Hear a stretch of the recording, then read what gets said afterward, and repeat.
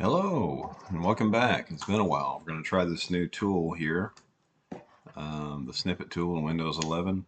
See if I can record some velocity banking stuff for you here. Clipchamp that I was trying to use, for some reason my laptop just stopped recording my videos.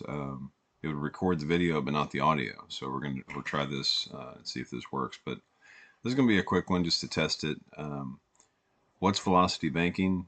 I think it's something that can help people first off. If more people knew about it, um, it would just be a game changer for everybody else like it has been me. I've been doing it for about a year. Um, but what is velocity banking? It's a budgeting strategy that helps you pay off debt very quickly using a line of credit. So if you can't get access to a line of credit, you can always start with a credit card. That's the same thing. You just can't pay everything with a credit card that you can with a line of credit. So this example on the screen here is just for the average person. They might have an income of 6,000 coming in. Here's their expenses, $59.89. They've got $11 left over in cash flow, and that's pretty typical for a lot of people.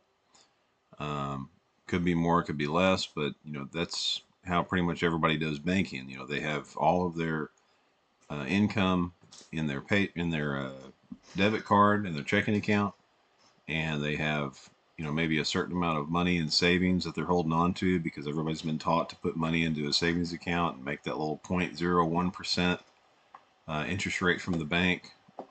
And that's what the banks want you to do because they're going to turn around and loan all your money back out to everybody else for 9-10%. That's why there's a chase on every corner.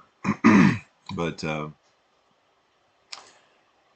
in this example here, all the blue here are the fixed expenses, and then in gray, these are variable.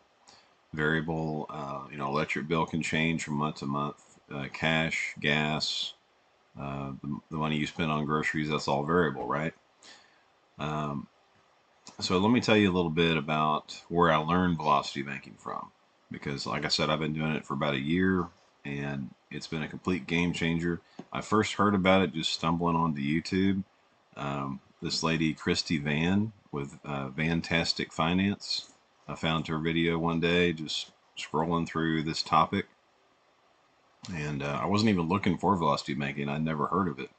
I just got into budgeting, and then somehow her videos popped up, and I was like, "What is this?" But the thing that hooked me on that was she talked about using a credit card as an expense card. So in this example I'm showing you, these variables, you're paying these things anyway out of your debit card. All these bills, and this amount of money here you normally keep in your checking account. But let's look at this credit card here is $481 a month. That's the minimum payment on this debt. And let's assume that this credit card has an available balance of $2,000. So it's a $20,000 credit card. Okay, that's just an example.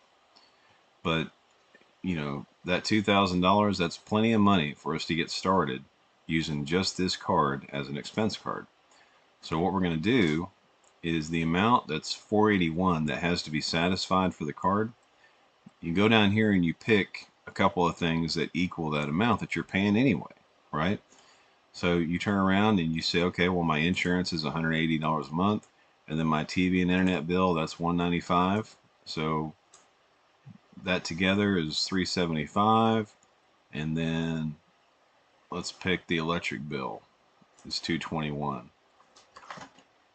So 220, 195, those three things, that's about 600 bucks, right?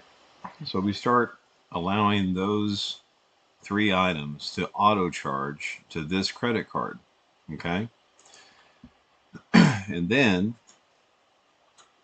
now that those things have gone in there, we can take those off of the expense part here. Electric, TV, insurance. Now we've got that cash flow, but what we're going to do is we're going to take this income that we get now, because now we've got $596, and we're going to pay $500 into the credit card.